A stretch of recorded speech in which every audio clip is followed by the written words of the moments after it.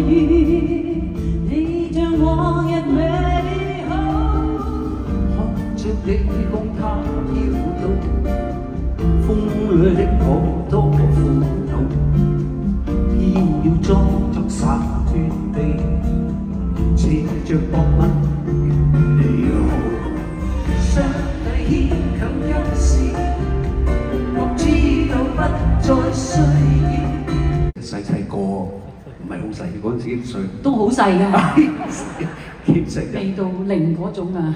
就聽過有啲歌佢中意嘅，但特別有一首係 Teresa Carpio 咧，我寫俾 Teresa Carpio 嘅，即係叫做 April 一隻歌。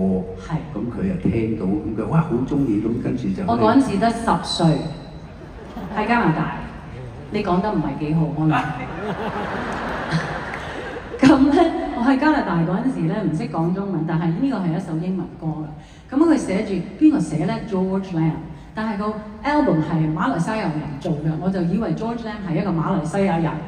咁啊，等我10年後咧嚟咗香港，即係做嘢咧。咁有一個人楊凡咧就叫我有一個人叫林子祥上嚟唱一首歌，因為佢揾唔到人唱。